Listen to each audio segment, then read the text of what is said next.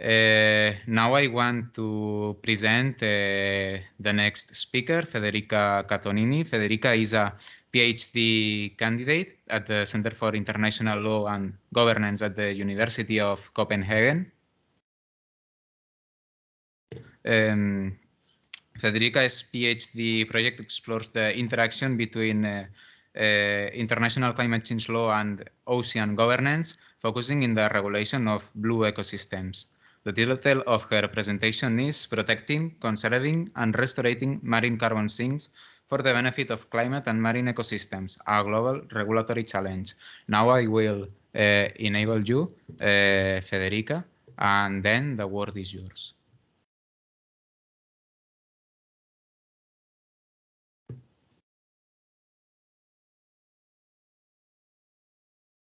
Yeah, I think Federica has the same issue as me.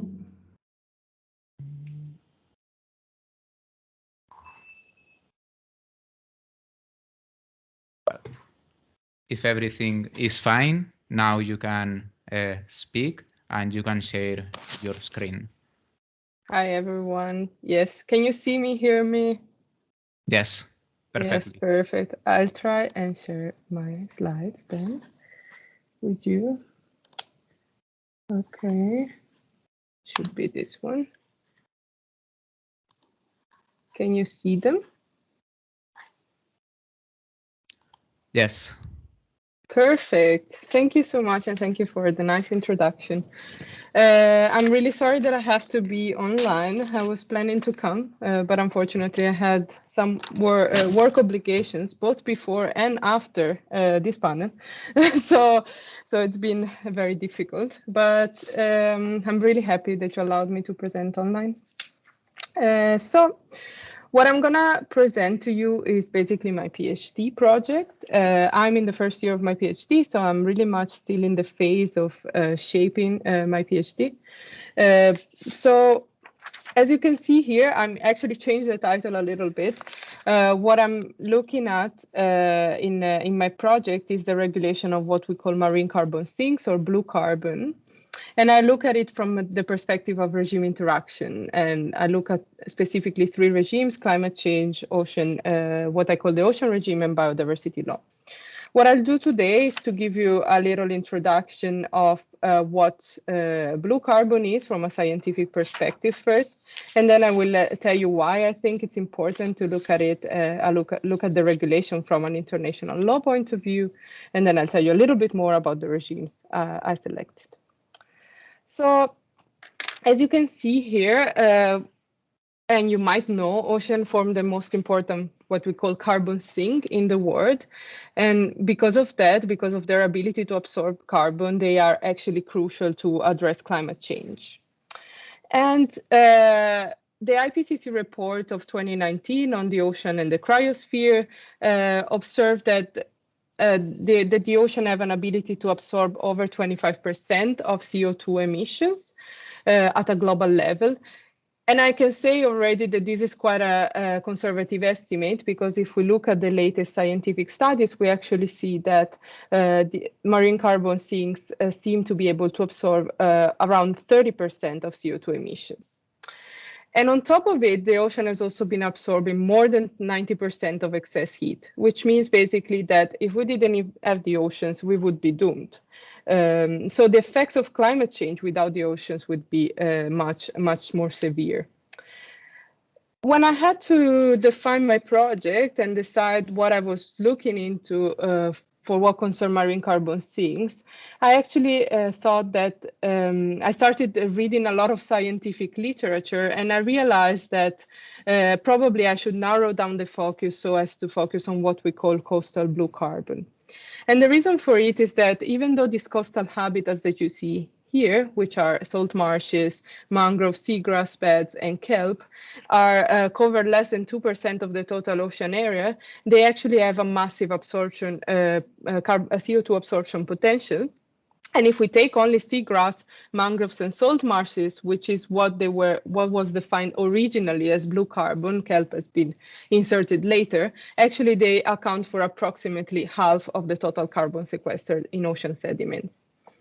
And it's very interesting to look at blue carbon because even though I mostly look at it from a mitigation perspective, these ecosystems are extremely rich in biodiversity, and they're extremely important also for livelihoods of local communities, for food securities, and so on.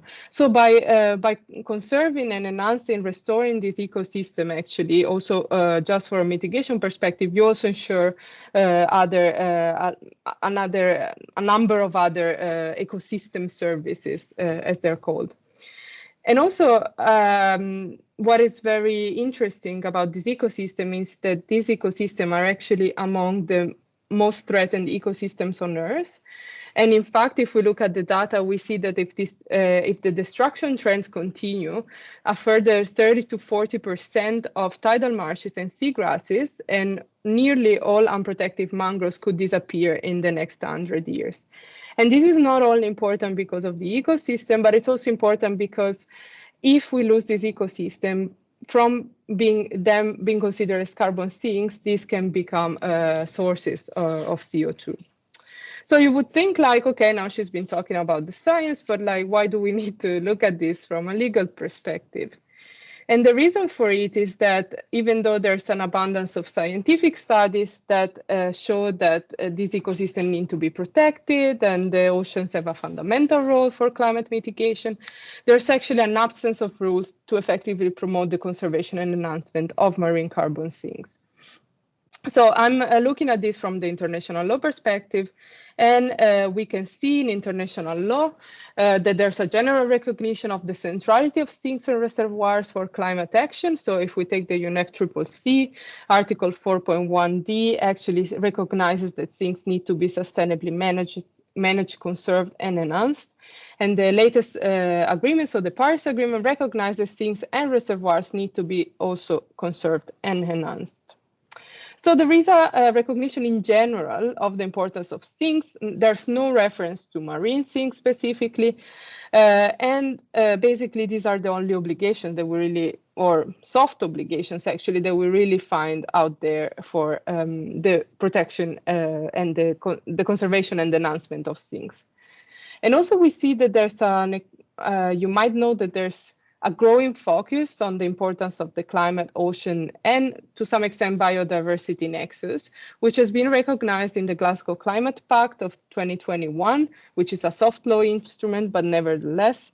Also in the Oceans and the Law of the Sea annual reports of the UNJ Secretary General, we can see that already from 1997, there's a recognition of the role that the oceans play for climate and basically the nexus between the two. And also we see also in the latest CBD COP decisions, we see also recognition of this. So basically there's out there this recognition of the ocean climate nexus, of the fact that the sinks and reservoir need to be sustainably managed or conserved and enhanced, but we don't really know what that means and how can that be operationalized. So my starting point is actually this article 5.1 of the Paris Agreement that I've just told you about, because it's really the only article that really refers to the conservation and enhancement of sinks. As you can see here, it's a soft obligation. It says the parties should take action. It doesn't say shall. So we know that it's not a binding, a strong obligation. And it says that it needs to, the parties need to conserve and enhance sinks and reservoir, and it says including forests. And this is a bit of a provocation that I'm sending out there because, of course, it doesn't matter, even if we don't think that the ocean sinks are forests, they're still covered by the article. But the fact that the article said including forests is because when the Paris Agreement was negotiated, there was a very a growing concern and a growing discussion about terrestrial forests, but the ocean was still disregarded in the negotiations. So we actually have for instance, for forests, we have the REDD+, we have some instruments to protect forests, but nothing has really been created that could protect also in general coastal ecosystem. And if we look at this, so first image, you see mangroves here. Those could be included, of course, in the definition of forest, and to some extent have been included in it. But what about these ones? This is kelp, right? And what about this one? This is seagrass. I mean, this works well if I present it in person, but what I'm trying to say, I mean, if you're following my presentation, do you think these two are forests? They're not really defined as such. So of course they're not covered already by by those instruments that have been operationalizing this kind of obligation. So when I started basically thinking about my project, I thought, could I look at other regimes that can actually help inform this soft obligation that we find in Article 5.1? And so they could basically operationalize this need to conserve and enhance things. And this is just to basically show you what I've been doing right now and what regimes I decided to focus on. So what I've decided to focus on is, of course, I start from a climate law perspective. So I look at the climate regime, but also I decided, I thought that another relevant regime would be what I call the ocean regime, which include mostly the law of the sea, but perhaps could include also some other areas of ocean law, and also the biodiversity regime. And the reason for this is quite straightforward. We're talking about coastal ecosystems that are, of course, important for climate change. They are rich in biodiversity. They are habitats that are very important from a biodiversity perspective, and also they are located within territorial waters, mostly. In some cases, with kelp, could extend to the EEZ of countries.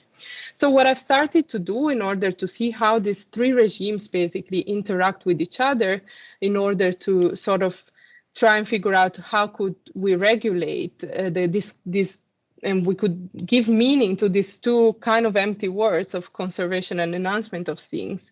I started looking at these three aspects of each regime. So what are the instruments out there, looking at both hard and soft law? Who are the participants? Look at member states, non-state actors, which could be IGOs, NGOs, and of course also potentially companies, for instance. And what are the processes out there? And this is not something I made up myself. This division, it actually comes from the work that has been done by Boyle and Chinkin in their book, The Making of International Law.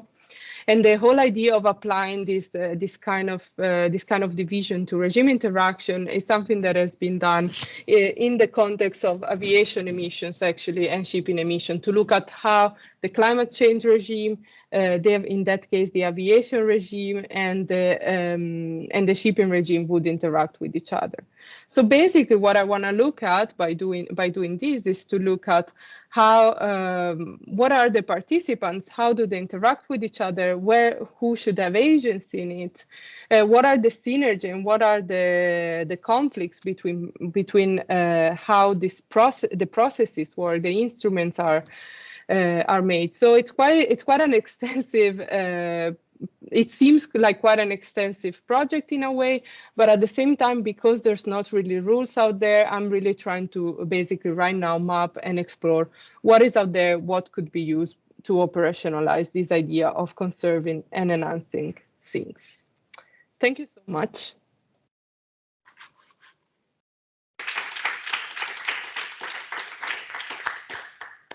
Thank you so much, Federica. Your presentation was very insightful, and I think that's important to put the relevance of the sea in the climate change. Sea is often overlooked. Next in our panel is Niels Hoek. Niels is a PhD researcher at the European University Institute, specializing in European and international environmental law, most notably in nature conservation. He has several publications in which he explores topics like the regulation on nature restoration, the implementation of rights of nature, on the Habitats Directive, among others. His TIEC presentation is titled A Dark Spot in European Union Law, the Invisible Regulatory of Light Pollutions. For some technical inconvenience, we cannot share his presentation, but Niels will expose without it. So Niels, thank you, and the floor is yours. Is there, maybe I can pull up, because there's one picture I would like to show. Yes, absolutely. Yeah, is that okay? Absolutely.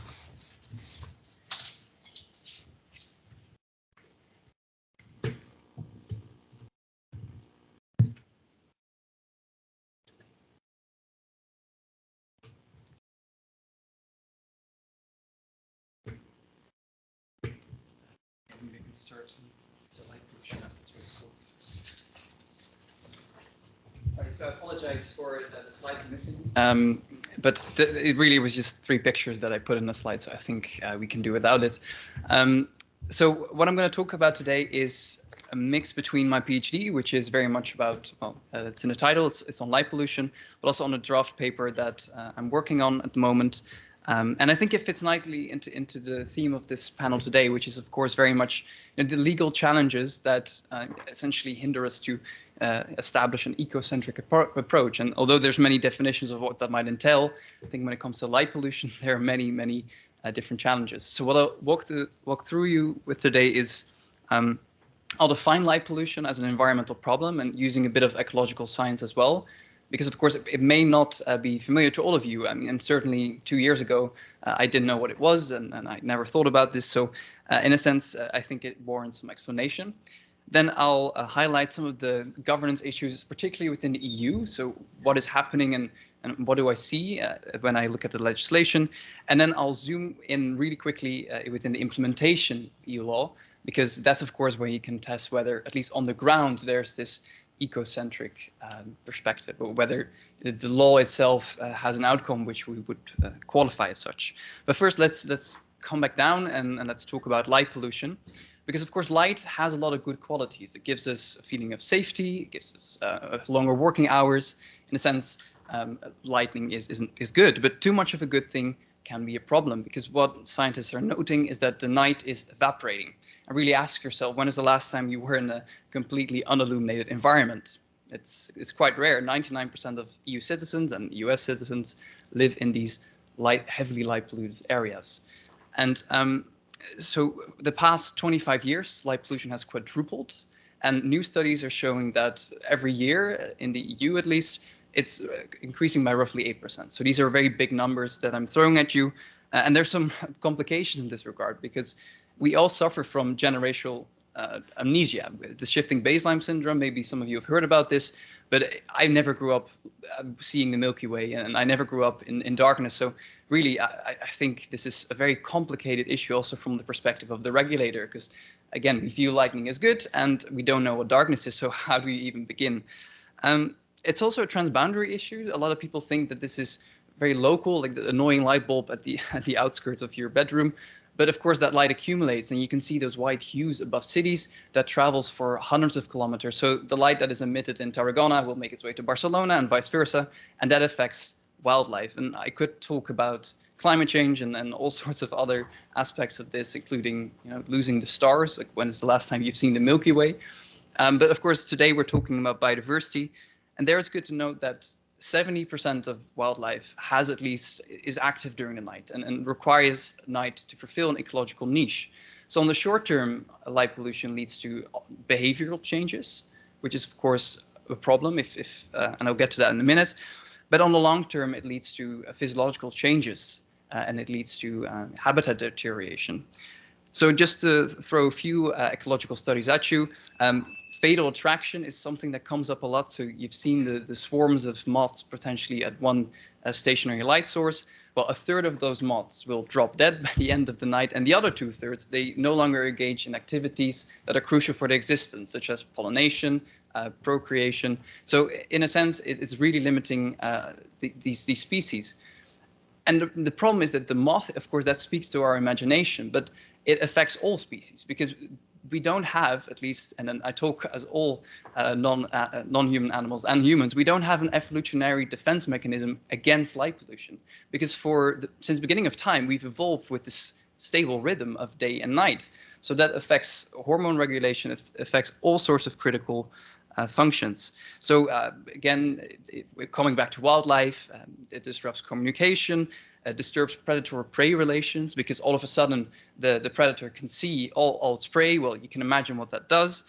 Resting patterns, which are quite important. There are birds who drop from the sky simply because they associate the urban sky glow with the rising sun. So I could go on and on, but those little things, they all end up and they accumulate to disturb symbiotic relationship and to reprogram the biology of certain species. And that is the part where ecologists are getting increasingly concerned. So in the ecological literature, it's quite quite clear we have a problem. Outside of the ecological literature, not so much. So it's a very under-recognized problem. And some member states within the EU have tried to legislate on this area, and think Croatia, think France, think, of course, no longer in the EU, but the UK is also one of these actors. But they've so far not been effective, also because of this transboundary nature, because really, perhaps we need this 27 different member state approach. The problem is that EU environmental law, well, there's many different pieces of legislation. It has not addressed light pollution as such, not specifically, even though, of course, there's this clear link with biodiversity. And the EU would have, I think, competence to regulate in this regard, because biodiversity is a shared policy domain, and then it's hard to resolve this at the national level, as we've seen. So then you don't run into subsidiarity concerns for the EU lawyers in the audience. So there's a change in the tide. We've already discussed the EU nature restoration law. Here, light pollution is mentioned as at least a possibility within the spectrum of nature restoration, but it's voluntary, it's not binding, and of course this proposal may not make it. So at the moment, again, I stand with my conclusion, there's no explicit regulation on light pollution. But here's the crux. The fact that something is not regulated directly, that doesn't mean that the governance doesn't hold relevance, that EU governance does not hold relevance to the growth of the problem. So what I argue is that essentially this, through unintended side effects or consequences of norms that already exist, light pollution, at least in the EU, grows as a result of that, or may mitigate as a result of that. And for that, I think I have to give a few examples. So the EU lighting standards are quite big. They're voluntary again, but they're used in almost every single member state for planning. And here there's really high upper limits that are set. And there's also a problem where the color temperature is deemed, at least by ecologists, to be very problematic for wildlife conservation. So that's an instrument that, even though it does not mention light pollution, has an impact on how much light pollution occurs nonetheless. We also have the energy efficiency directives. These set targets for the member states to then percentage-based to essentially make their energy grid more efficient.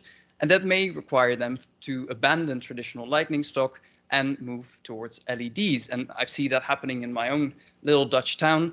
All of a sudden, everything is LEDs, but also everything is much brighter as a result. So LEDs, they're more blue in their wavelength, so that has a bigger impact on biodiversity and also on ourselves. And I won't get into the specifics, but that's a problem. They're also really prone to over-illumination because they're extremely efficient. So if you take one LED that has a low amount of watts, it will be extremely bright. And it eliminates the need for governments to conserve the use of artificial lighting, because it's practically free. Before, we at least had the financial, the financial route to tackle light pollution. So this is the LED paradox, where there's a fragmentation between, on one hand, climate change. We want to mitigate that, but it comes at a cost of biodiversity conservation. So together, all these little instruments, I think that could be qualified as invisible governance of the EU. So invisible governance in that sense, we do a lot to further light pollution in that sense, but we don't call it out within a particular regulatory regime. Well, I also want to highlight within this brief presentation that it can be the opposite as well. You can also have a positive effect. So I had a look, and this is the paper that I'm currently developing, at the implementation of the Habitats Directive in the Netherlands, and then particularly Article 6.1 of the Habitats Directive.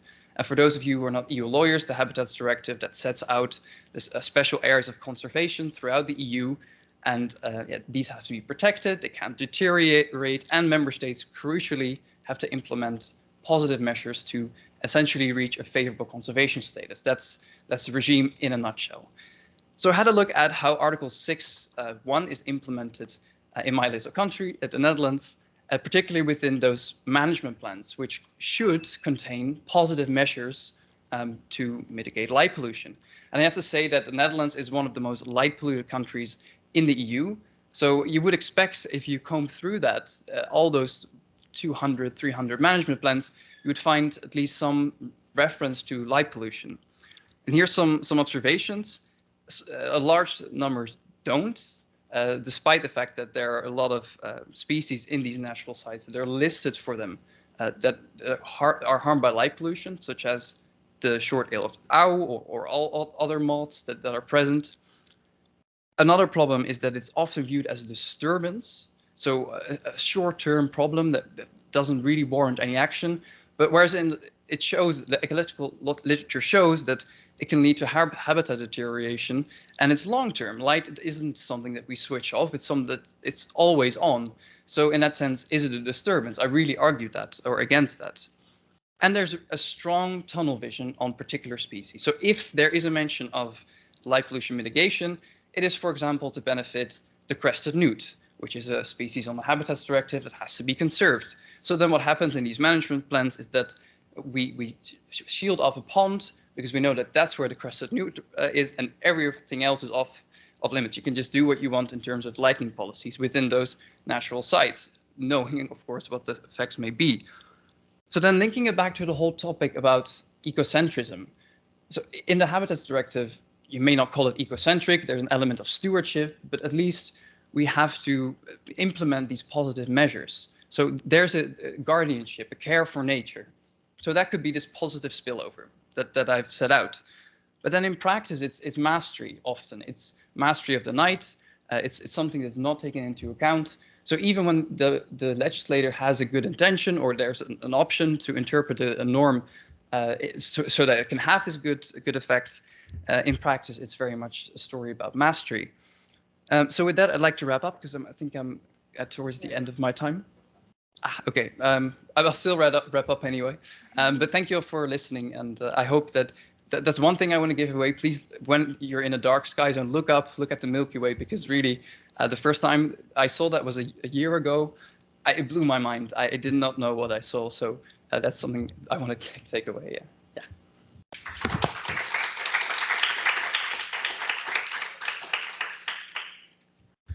Thank you very much, Niels, for your brilliant presentation. And next, I'm very happy to introduce Monica Pons. Monica is a criminologist. She has a master in transnational crime, justice and security from the University of Glasgow. She also has worked as a research assistant at numerous projects at the Northumbria University, and currently is a doctoral researcher at the CEDAT, conducting research on the illegal ill trade in Spain. So, Monica, the word is yours. Absolutely.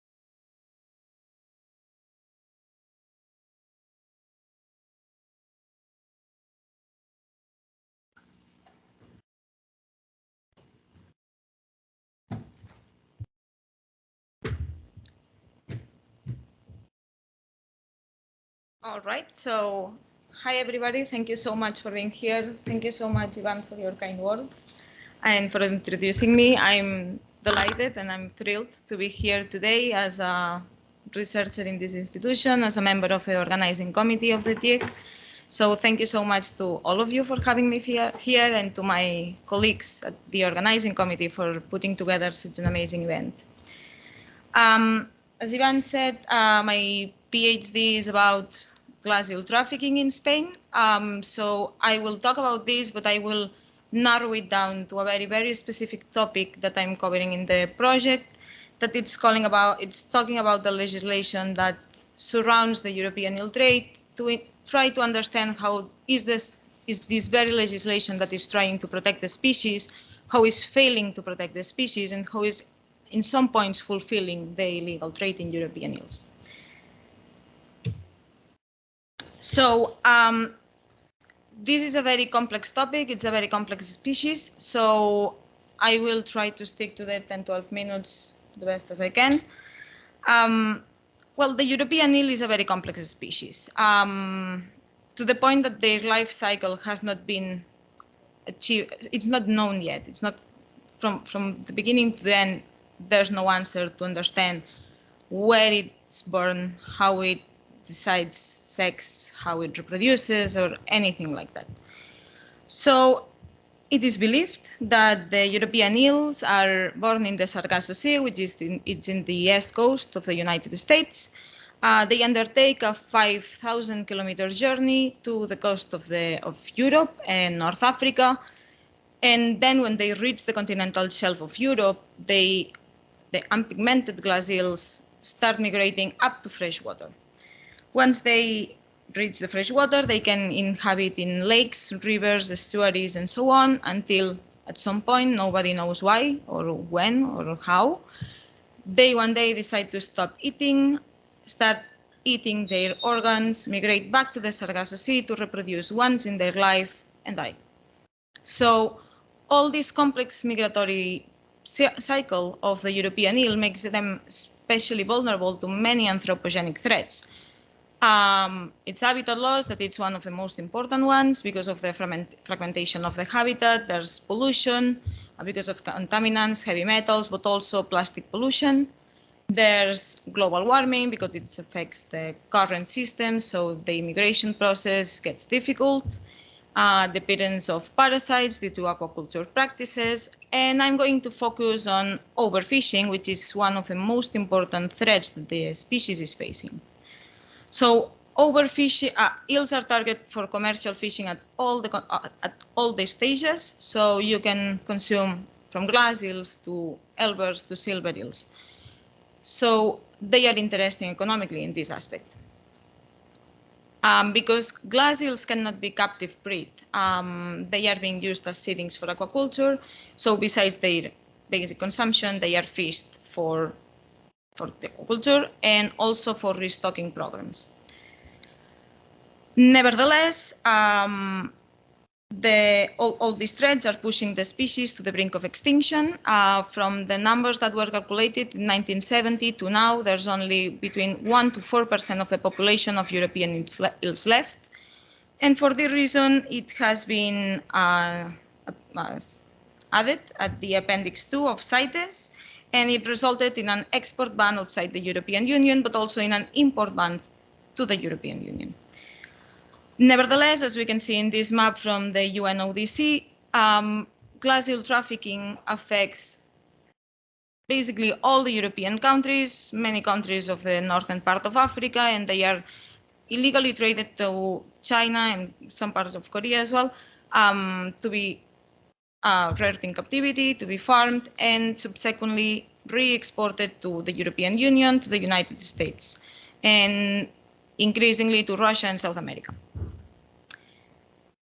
So if we have this legislation, we have CITES, we have the export ban, how is the legislation that governs the illegal trade in European eels failing to protect the species? And this is what I'm trying to answer or analyze today. So what I'm going to build on is legal asymmetries. Legal asymmetries are a very narrow aspect covered by the criminogenic asymmetries proposed by Nikos Passas in 1999. Legal asymmetries are laws and regulations that may create loopholes or sanctuaries for wildlife trafficking in this case, for crimes to be committed more generally, and these legal discrepancies are even more important when we are talking about transnational crimes, which is the case of the European eel trade and trafficking. So what I've used to gather data, I'm not going to expand on that, it's document analysis and semi-structured interviews, and as I found, and I will explain in the next few minutes, there are legal asymmetries at international EU and Spanish level that are actually helping in facilitating this crime and failing in protecting the species. So at international level, legal asymmetries at international level facilitate the trafficking of European eels. As I mentioned above, the European eel is listed in the Appendix 2 of CITES. and it resulted in the export ban at the EU level. But it has only been regulated at the EU level. It means that those countries that are not European countries but are within the distribution area of the European eel are sanctuaries for eels to be continually overexploited, overfished, and trafficked. For instance, the most prominent cases for previous research by other authors are the case of North Africa and the case of the United Kingdom.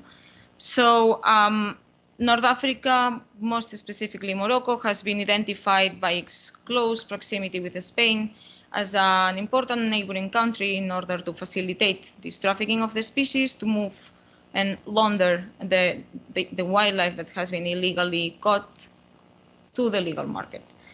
On the other hand, we have the United Kingdom. The United Kingdom was one of the key fisheries in glass eels, but after Brexit, because they left the EU single market, they cannot continue having the trading relationships that they have with Northern Ireland and Netherlands, that are the ones that were actually buying them the glass eels for aquaculture.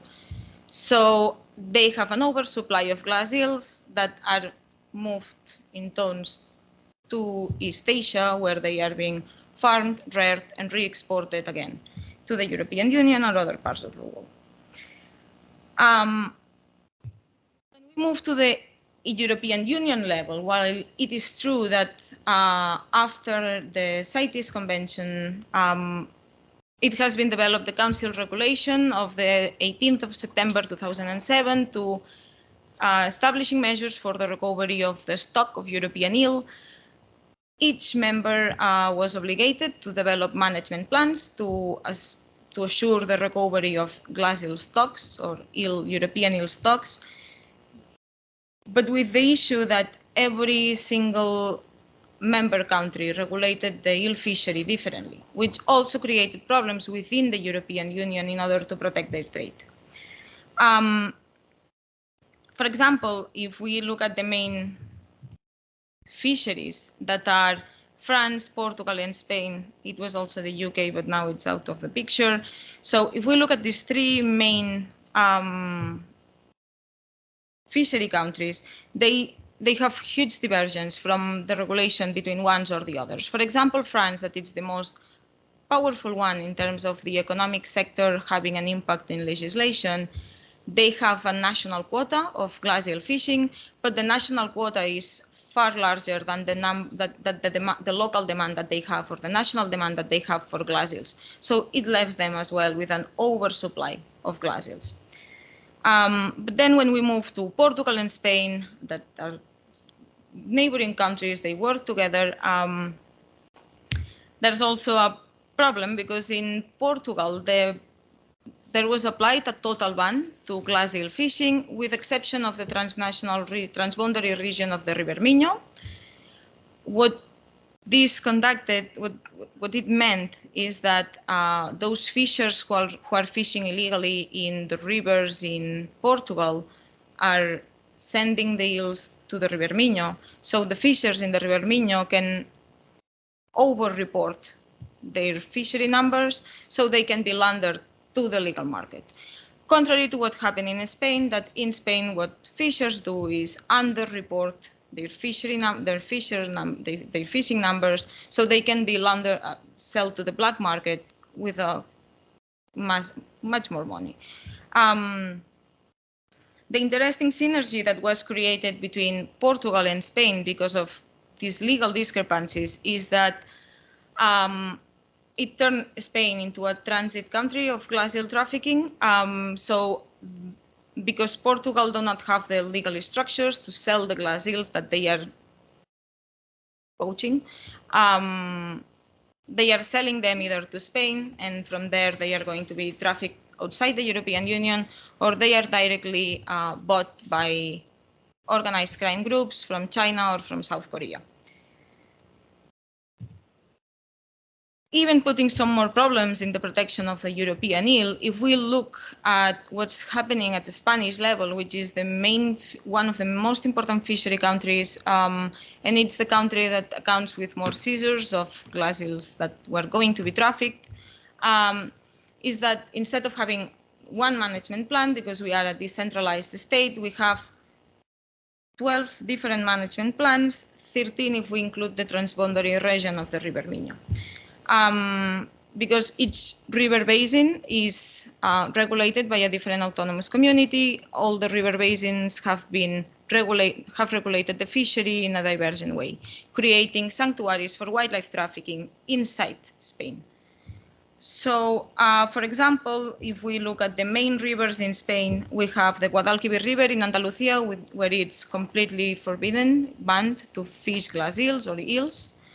Then we have the Ebra Delta in Catalonia, where glass eels can be fished and eels can be fished, both of them professionally.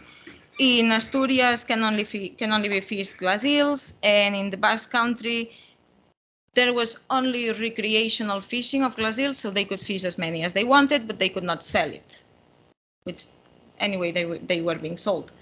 So all these diversions within Spain responded to cultural or gastronomic traditions. So instead of being developed to protect the species, that is the ultimate goal supposedly of CITES, they were created to protect the economic sector in the different regions where the trade and the trafficking was happening. So for instance, in Catalonia, there's tradition of eating both glass eels and eels, so they did not touch either glass eel fishing or eel fishing. But in Basque Country, for example, they would be disgusted of eating eels, so they banned eel fishing, but they did not touch glass eel fishing. And like this, keep going within the Spanish territory. It meant that the same activity is criminalized or not in Spain, depending on where it takes place. But when we talk about the protection of a species, and I think that Ian mentioned that in his keynote speech, I think that it's incredibly important to rely on other sciences, because we are talking about different species. We have the tendency of talking about humans and non-humans, but the non-humans are completely different one to the other. So there's no one solution to help all the species that we are trying to protect. So just to wrap it up super quick, these legal asymmetries are the ones that in part are facilitating this trade and trafficking of European glass eels. But most importantly, speaking with marine biologists about the European eel is one single population. So if we go back to the distribution area, it doesn't matter if the European eel is in North Africa, is in Spain, is in Portugal, is in France, in the Mar of the Barents Sea. Because if this whole conjunction, this community of European eels, they do not go back to the Sargasso Sea to reproduce, the protection is going to fail anyway. So to protect the European eel, and I argue that to protect all the variety of species, we need to respond to the specific species, which I know, I'm a criminologist, I'm not a lawyer, so I know that it must be extremely challenging and that we cannot have like criminal codes that are huge because we are covering every single species in the world. But I think that we need to be sensitive about the differences among species in order to be able to protect them effectively. Thank you.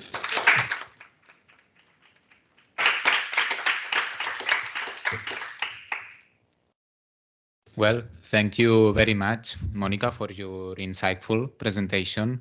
It seems an extremely complex topic, but you explain it so clearly, so congratulations. Well, now I would like to invite Maria to come back with us again and join us so we can start the debate and the panelists can answer all your questions.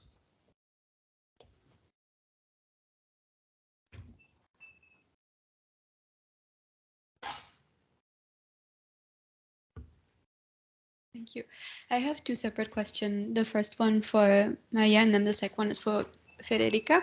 So this is a bit of a shot in the dark question, but I just noticed recently in regards to many discussion about biodiversity, but also in relation to the directive, that we discussed that there is explicit mention of ecosystem and species, and there's an omission of genetic diversity. And I was wondering whether from an ecocentric perspective, you think that in having an explicit inclusion of that would be important, or could add something from the perspective of ecocentrism.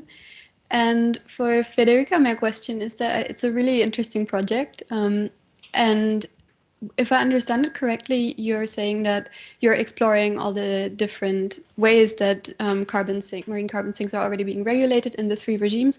And I just wonder whether you're interested in identifying whether there's kind of a center of organization, or whether you think that one of the organizations should take a lead on it, whether that would change how the issue is framed at the international level. Yeah, that's it.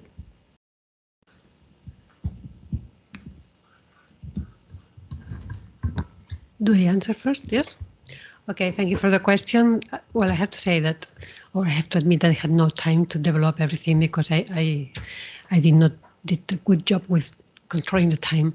But yes, I agree with you. So we cannot see that aspect of that level of the biodiversity in the directive, and it should be there. That's for sure from an ecocentric approach, because one of the things that we have now in the criminal law, environmental criminal law, is that only one of the levels of biodiversity is protected, which is the conservation. So it's more about conservation crimes than biodiversity crimes. At least is how I see it. And it's true that if we could add references to the other levels of biodiversity, this would be much more, it would be better for the protection of biodiversity as a whole. And can you hear me? Yes, we can hear you. Okay, perfect. Yes, thank you so much for your question.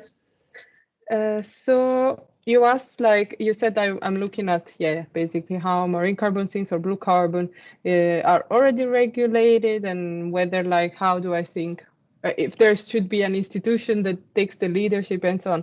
So, well, I'm not really looking at how they are already regulated, because the problem is that they're unregulated. So I'm trying to look at, are there other obligations, instruments, are there some processes that can be used to basically operationalize this conservation and enhancement that is pretty much empty words right now, in my opinion, in the Paris Agreement. So that's what I'm trying to look at. And like, of course, I'm just in the first year, so I don't know what will be really the outcome in terms of, like, what should be an institution or something like that. I start from a very climate law background, and I do think that the climate regime should still probably be the center of this. But this doesn't mean that they shouldn't probably cooperate with other institutions or with other processes and so on. And if we look at what, for instance, the Glasgow Climate Pact says on the ocean climate nexus, but also some of the decisions of the General Assembly, Secretary General to the United Nations Convention on the Law of the Sea, there's more and more, if you analyze the decisions, so all these soft law instruments are referenced to cooperating with other regimes, and there's an explicit mention, for instance, of cooperating with the climate regime. So I think that the idea, I mean, probably there will be some conflicts between regimes, but at the end of the day, I think there's a lot of synergies to be found there, because all these regimes have a voice in it. And I hope that, I hope that I can find a way to show that through using other regimes, other areas of law, we could actually inform this provision, basically, of the Paris Agreement that I referred to. I hope I answered your question.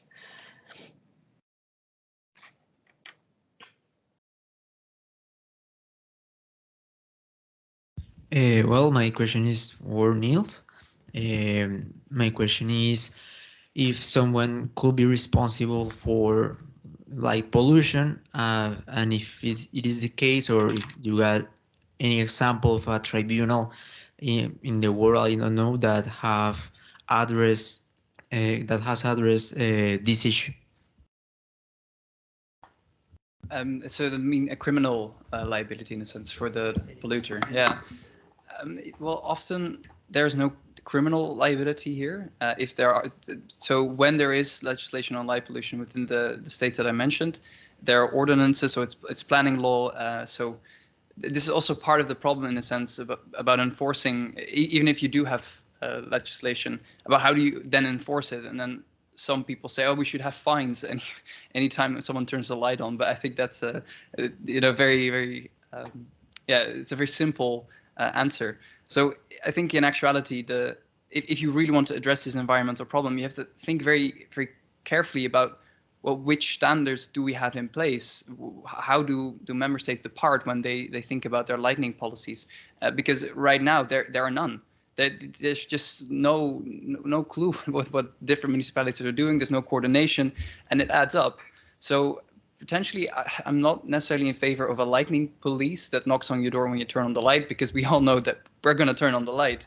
But it's more in the sense of like this planning, this carefully and smart, because I think part of the answer is that within that solution, you don't necessarily have to shut everything out. We can very much have artificial lighting as long as we don't direct it up, and as long as we dim it when at certain times when insects are active, or use red light sources as opposed to very white bright lights. So there are tweaks essentially to lighting practices that are relatively easy, and that's also what drew me to the topic, that this is quite an easy problem to manage, because it starts at the source. You can control the source.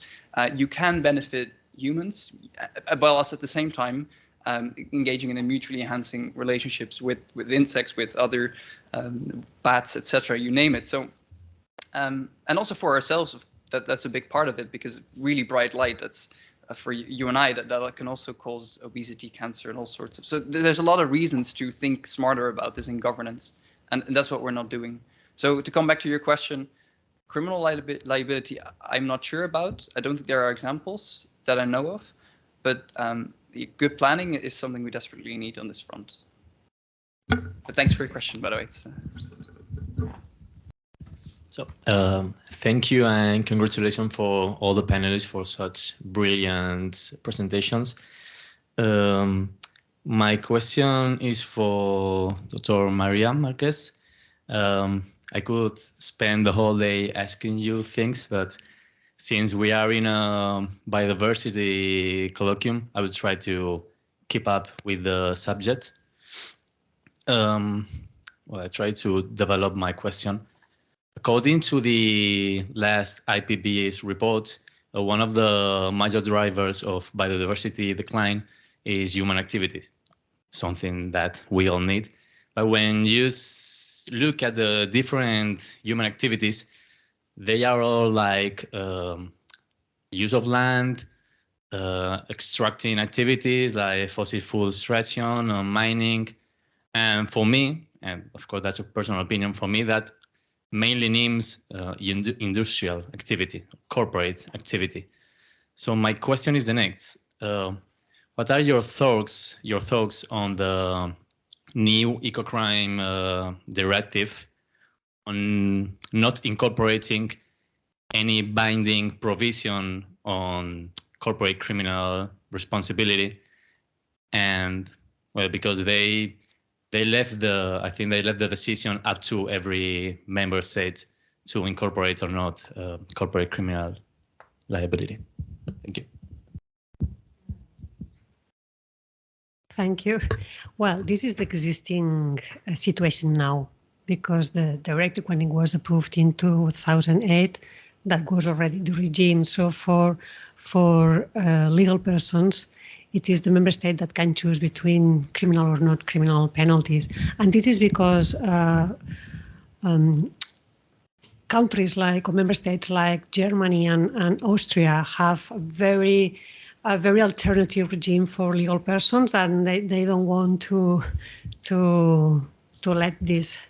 And then for me, it would be better if we could say that all member states had the obligation to provide for criminal penalties in the case of the legal persons.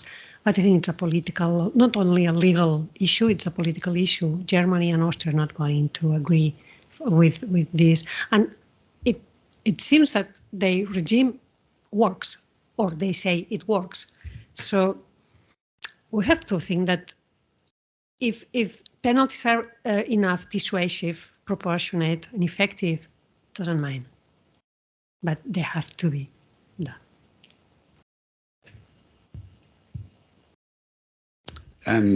I have two very quick comments for Monica and then a question for Niels, if that's okay. Monica, despite the fact you said that you're not a lawyer, I think the way that you explain legal asymmetries is actually quite a relevant concept for lawyers. And that actually, Elena, that's what I was kind of referring to when I was talking about regulatory gaps during this morning after your talk. So maybe the two of you should have a conversation about how those overlap, even though they're different fields.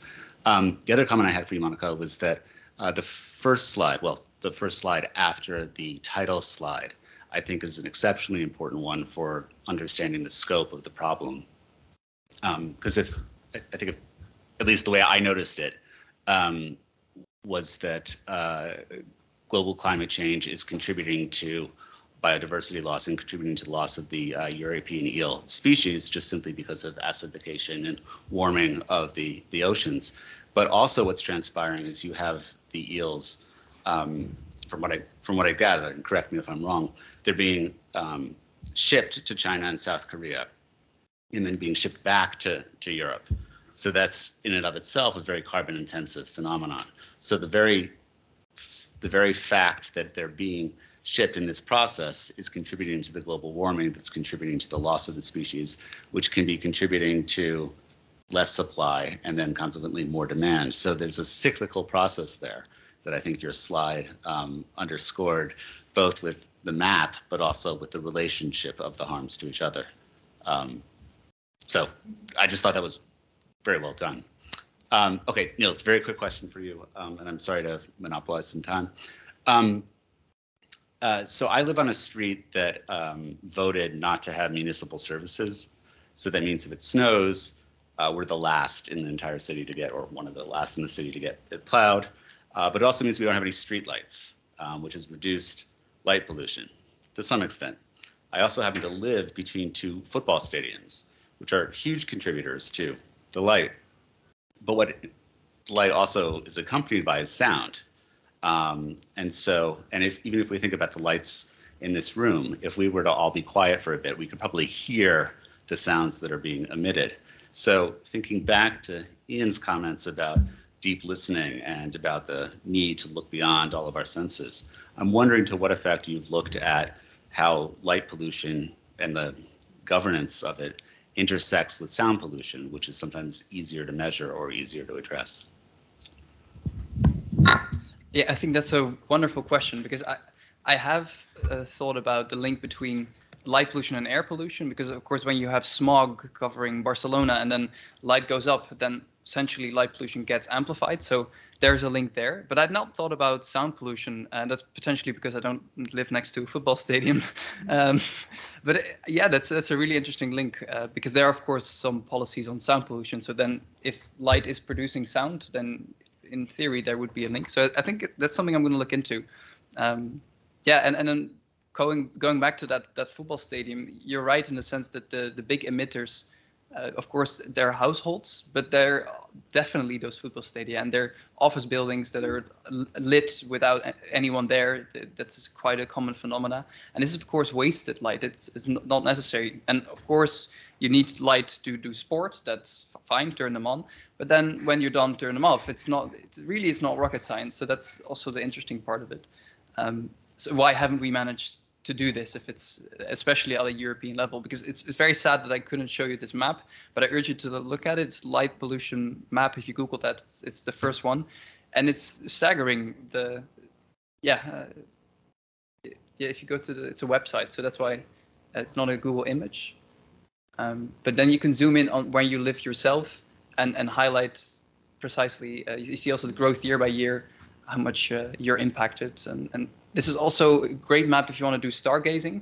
So if you want to see the Milky Way in Europe, there's very few spots where you can do that. But in France, you see some blue spots, and in Spain, you're lucky. This is a country that has some dark skies parks. So really, it's a phenomenal experience to be in the dark as well. It's quite scary in the beginning, but you get used to it. And then, so I urge you to look at this website.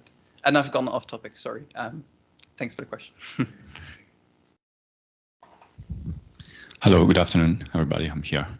Thank you very much for your inspiring presentation. I have a couple of questions. The first one may be better addressed to Maria, and the second one can also involve Monica, I guess.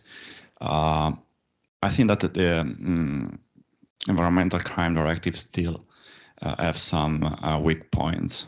One of them is the low involvement of the participation of the public in the reporting process of crimes. And since we are called to be pollinators of knowledge today, how we can pollinate prosecutors and judges on the topic, because I think that the topic of wildlife crimes is something really missing within the judiciary right now. Many projects have been done, especially during the last days. The last question regards something that is deeply rooted in the human being. Let's ask why eels are illegally sold in the black market. Why rhino horns are so demanded in the market. Why pangolins have been sold everywhere. There are traditions that are really, really difficult to overcome. And we should also open a dialogue with this anthropological, sociological aspect that is something that goes over the law. How can we do it if you have any idea about it? Thank you.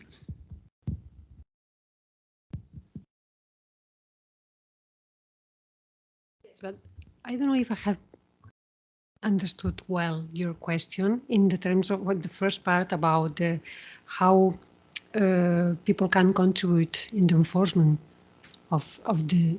It's not really clear in directive. How can public can start the process to call for a crime, to start the process, because it's not really clear.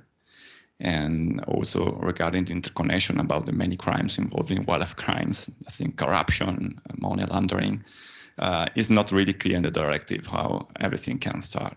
And it's something really, really missing.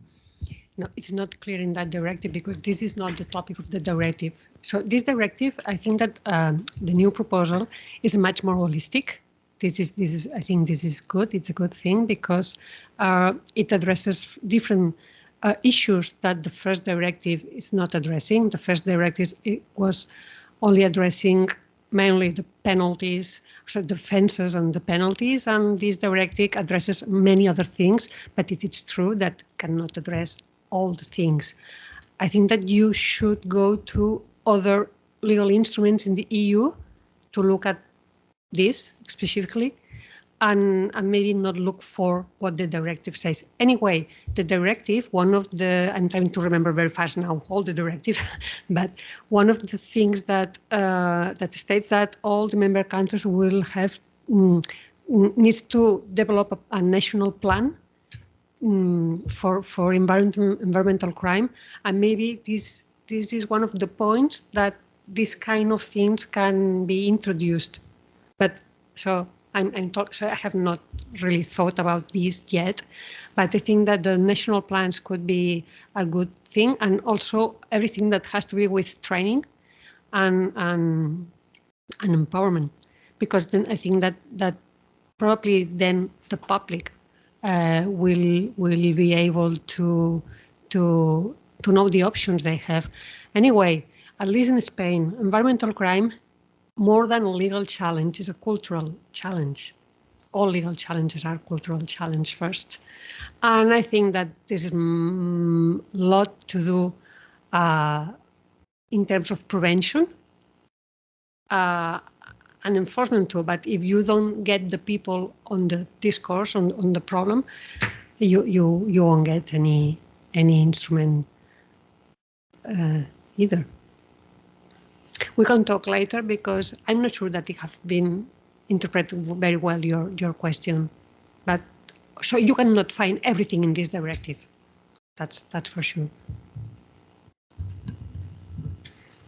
So with this question, I would say welcome to criminology. I think that if we narrow it down to the law is created by certain people, usually powerful people, and protecting the interest of other powerful people.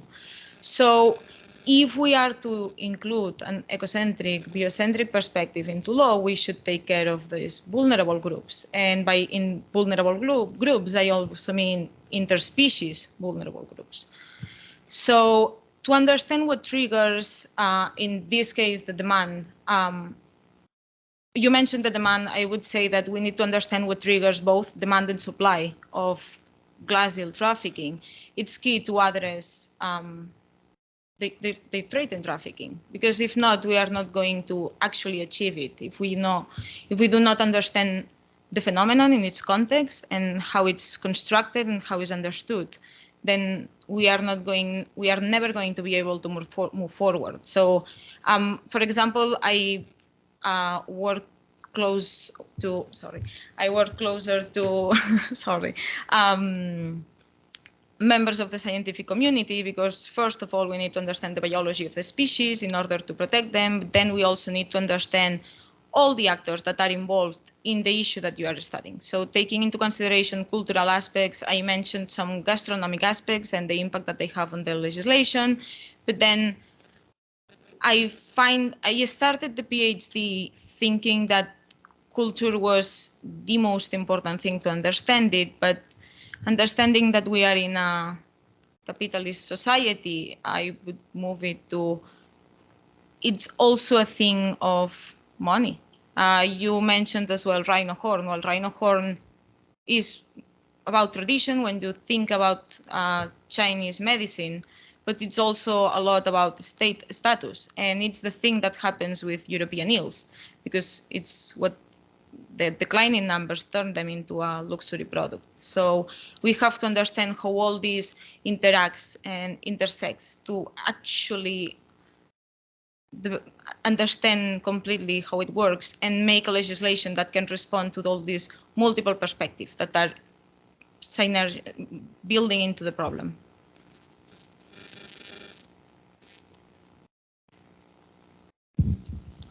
Sure. Thank you. Is this okay? Thank you all for your presentations. They were super interesting. I have a question for Maria. It's in relation to ecocide, just because I know ecocide in general has had a lot of difficulties with implementation for many reasons. And I was just wanting to ask a question specifically related to one of the indicators that you set, and it was looking at the provision of long limitation periods for environmental crimes. And now, when thinking about this, I know that might be a good indication provision for environmental harms like climate change, things that are slow in onset and cause environmental harm over a long period of time. But I was wondering how that would implicate past environmental harms that have been happening for generations, or, you know, springboarding from the Industrial Revolution. Would that provide like another hurdle to implement an ecocide provision or something along that lines? Which one? Indicator 9, when you had it up on the board, if I wrote it down correctly, it was provision for long limitation periods for environmental crimes. So if I interpreted it correctly, I assumed it meant environmental crimes that are happening over a long period of time, whether it be climate change or, you know, biodiversity loss. Well, yes. Well, ecocide makes sense, your questions, but this is one of the questions that I would like to address to you during my presentation, because what do you think about those limitation periods for eco crimes, for environmental crimes? Do you think that there should not be limitation periods for all the environmental crimes? Do you mean as in to have a set limitation period? So the time that you have to prosecute that crime, this is the I don't know. I think it's a bit of a can of worms because, as we have seen with a lot of devastating environmental harms, they don't show until the damage is done, and it happened so long ago. So then if you miss the limitation period, then you're still left with the terrible outcome with no accountability for the action. That's why the European Parliament has suggested that the starting point is the discovery of the crime, not the commission of the crime, because the discovery is when the harms arises.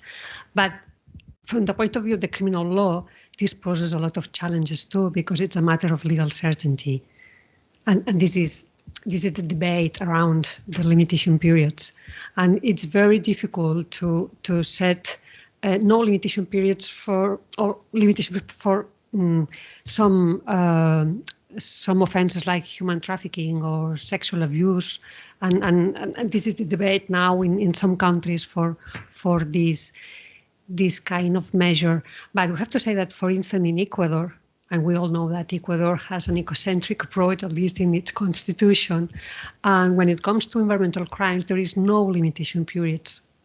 And this is an open debate in other Latin American countries too. And the directive, what it states is that, okay, the directive sets the obligation to have limitation periods, and it tries to be longer than they are now.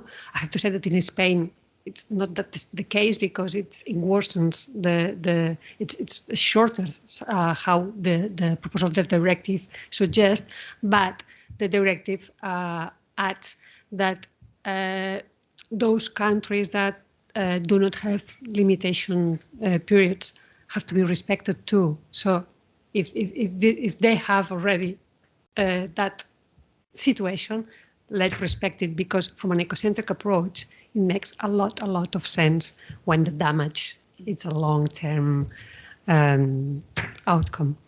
Thank you. I had two questions, but I wonder if I should leave them for dinner. Yes. Because we have it in activity. Okay. What will I ask one? Okay, I'll ask the one easy question. The harder question, Maria and Monica, I'll speak to you about later. Niels, I had an easy question. Well, maybe not. A quick one. I was hoping there might be any signs of light in terms of forward directions. Were there any examples you've seen in your research of somewhere that's doing something reasonably well about light pollution? Okay, I'll try to be short, but somewhere, in a sense, there are some dark sky parks, and that is it's a pretty interesting concept in the sense that they're privately owned parks usually that then impose this rule not through public law, but just because they want the certification by an NGO that they're a dark sky park. So in this sense, that's the only situation where you see a complete natural darkness intact. But there are also a lot of best practices in a sense where also in the management plans that I had a look at in the Netherlands, whilst they're a really small percentage, there are some that say darkness should be the general rule and lighting only when needed. And that's then the rule for the entire park, which does mean that there's some lighting, but at least they have to think about it. So yeah, then you get into, I guess, more ecocentric line of thinking. But thanks.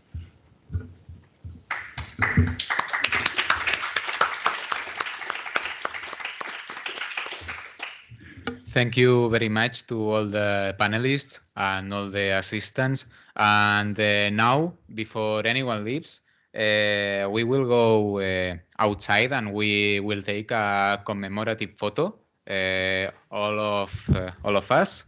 Then we will do a taste of wine that will be done in the room where we have lunch. And I have to say that the taste of wine finally will be free. So the people who has paid will have their money back.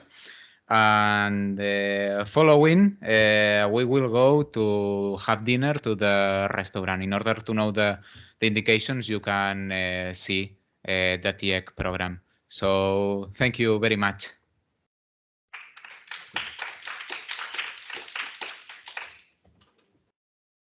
And thank you to the people that has followed us online.